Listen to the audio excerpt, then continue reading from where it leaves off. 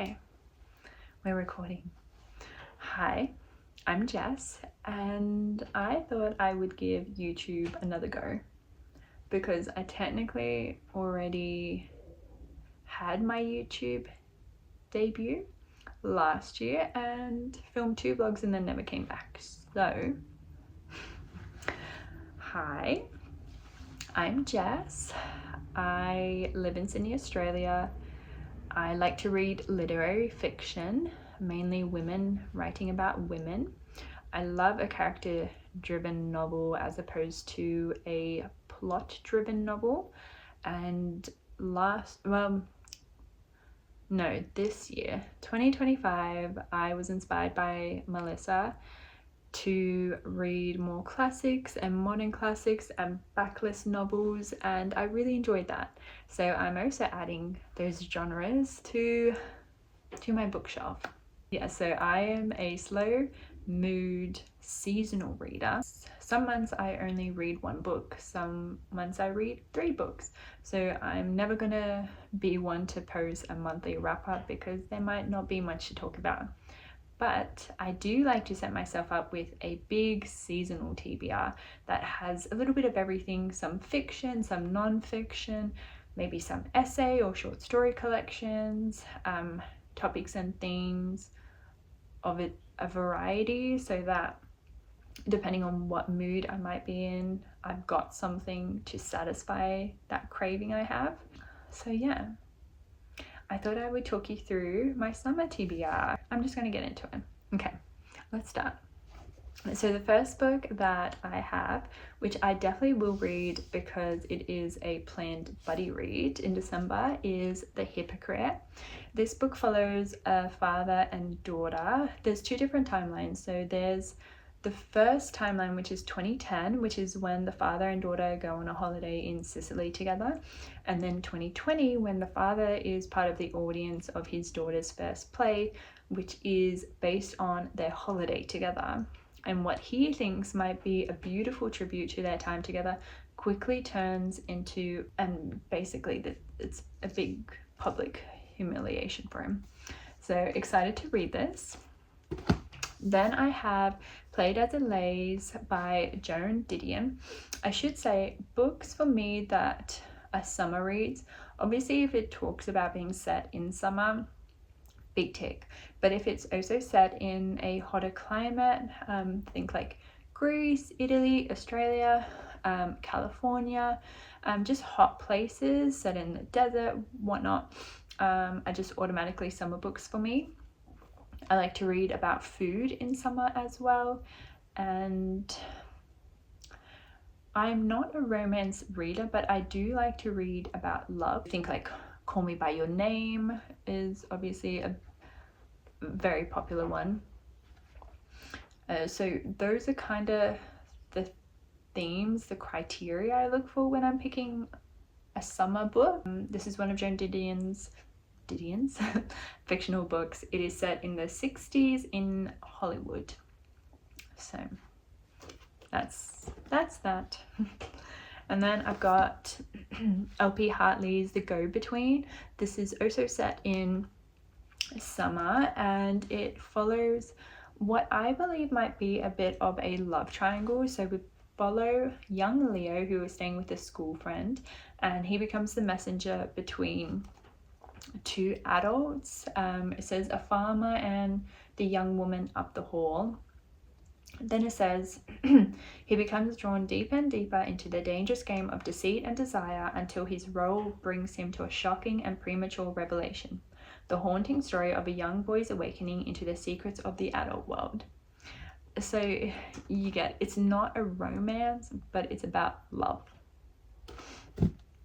Then I have Nightbitch by Rachel Yoder. So I have actually read this before, but I read this about 3-4 years ago before I actually became a mother, and I just remember feeling so disconnected from this book.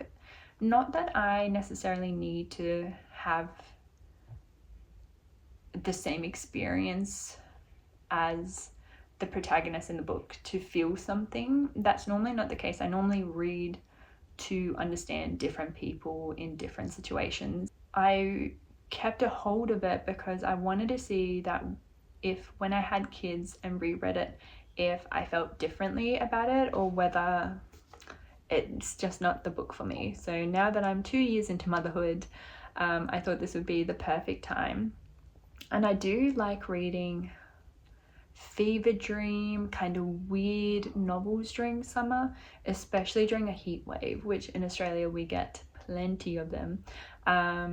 So a woman turning into a dog at night seems right. Then I have Natalia Ginzburg's The Dry Heart. This is about a woman who shoots her husband dead, and then goes on to find a companion and this older gentleman, and they just walk around and talk. And yeah, Natalia Ginzburg and Elena Ferrante are both authors that I pick up one of their books during the summer, and this is the last book I have of hers on my bookshelf I have not read, so we are reading this one.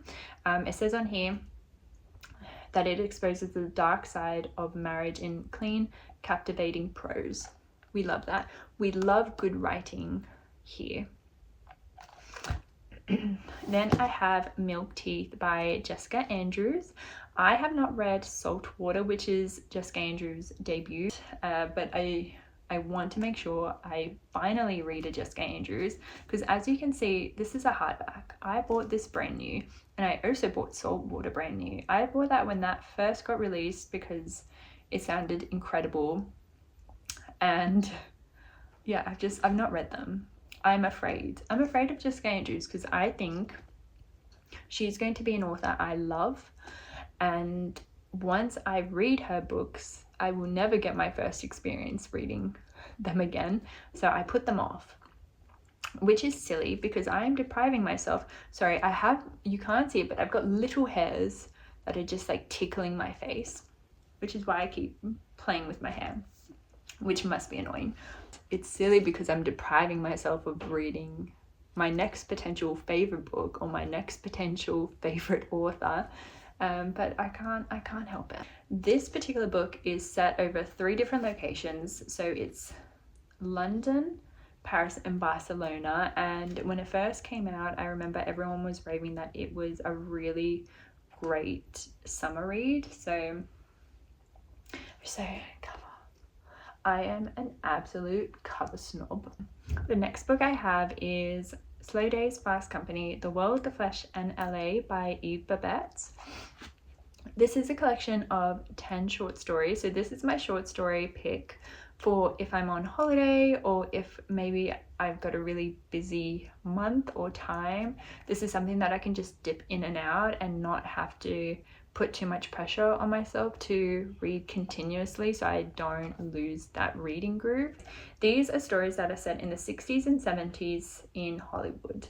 From what I believe, babitz writes exclusively about LA. It mentions that a couple of stories center around movie stars or socialites, and to me that's brilliant for summer, so I'm excited to hopefully get to this. Then I have another book called 3 Summers. I'll be honest, I knew what this book was about when I bought this 2 or 3 years ago, but I put it off the shelf because it's called 3 Summers. It is translated from the Greek, and it revolves around 3 sisters growing up in the countryside near Athens before the Second World War.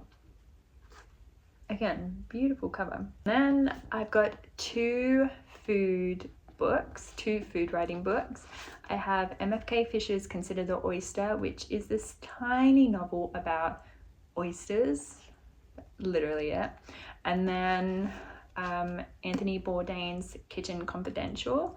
I've been wanting to read this for ages and was really set on finding a specific cover, but I came across this one at Savers the other week and I couldn't pass it up. I've been wanting to read this for ages. Every time I go into the bookstore, they don't have this one. They've got his other books, but I think this is the best entry into his writing and his world. So we're going to start with this one, and then hopefully I like it, and then I'll continue with his other books. But those are my 2 food picks for summer. I've got 3 Australian authors. So I've got Sunbathing by Isobel Beech, Thirst for Salt by Madeline Lucas, and then Body Friend by Katherine Brabon. If I'm being honest, I can't remember what these 2 books are about, but they always appear on summer reading lists, and they've been sitting on my shelves for, you guessed it, years. So I need to get to it. This book, I'm going to read this little bit. Summertime in Italy, fresh vegetables from the garden, taking turns washing dishes, reading to each other, learning about cherry worms. Strange how badly I could punish myself for abandoning you once, then go and do it again. And obviously some sort of like complex story about love. Great. And then Thirst for Salt. I'm not even going to attempt this. I want on this channel to make sure that I'm talking about Australian authors on here, but because I live on this island, I thought, you know, be the Australian representative. So Thirst for Salt. And then Body Friend. This is Katherine's debut novel. I know it has gone definitely to the UK because I saw she did a UK press tour. This book is about a woman who has just had surgery and starts swimming in a pool. From what I remember of people's reviews, it talks a lot about disabilities and I guess the disconnect between us and our bodies when our bodies fail us. I hope that's right. So excited to read this. I've heard how powerful it is. I actually did start this ages ago, and when I started this, the writing is beautiful, absolutely beautiful, that I had to stop because I knew this was a book that I needed to give time and space to just soak up everything that Katherine, I don't know where it cut me off,